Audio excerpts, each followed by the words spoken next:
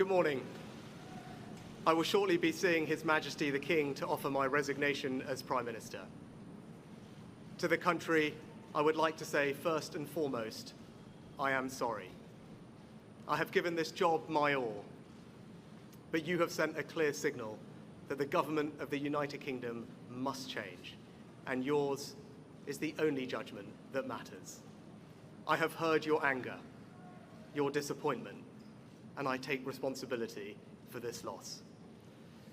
To all the Conservative candidates and campaigners who worked tirelessly but without success, I am sorry that we could not deliver what your efforts deserved. It pains me to think how many good colleagues who contributed so much to their communities and our country will now no longer sit in the House of Commons. I thank them for their hard work and their service.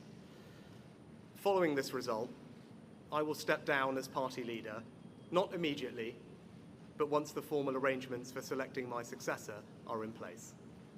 It is important that after 14 years in government, the Conservative Party rebuilds, but also that it takes up its crucial role in opposition professionally and effectively. When I first stood here as your Prime Minister, I told you the most important task I had was to return stability to our economy. Inflation is back to target, mortgage rates are falling, and growth has returned. We have enhanced our standing in the world, rebuilding relations with allies, leading global efforts to support Ukraine, and becoming the home of a new generation of transformative technologies. And our United Kingdom is stronger too, with the Windsor Framework, devolution restored in Northern Ireland, and our union strengthened. I'm proud of those achievements. I believe this country is safer, stronger, and more secure than it was 20 months ago. And it is more prosperous, fairer, and resilient than it was in 2010. Whilst he has been my political opponent, Sir Keir Starmer will shortly become our Prime Minister. In this job, his successes will be all our successors, and I wish him and his family well. Whatever our disagreements in this campaign, he is a decent, public-spirited man who I respect. He and his family deserve the very best of our understanding as they make the huge transition to their new lives behind this door, and as he grapples with this most demanding of jobs in an increasingly unstable world.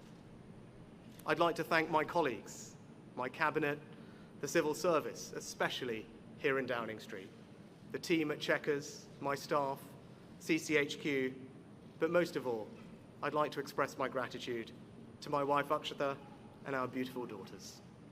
I can never thank them enough for the sacrifices they have made so that I might serve our country.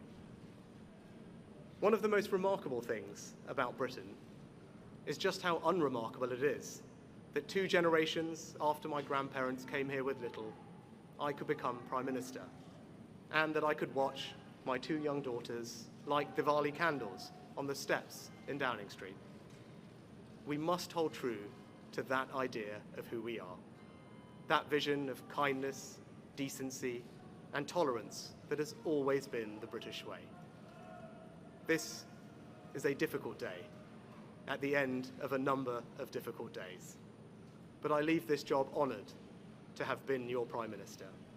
This is the best country in the world, and it is thanks entirely to you, the British people, the true source of all our achievements, our strengths, and our greatness. Thank you.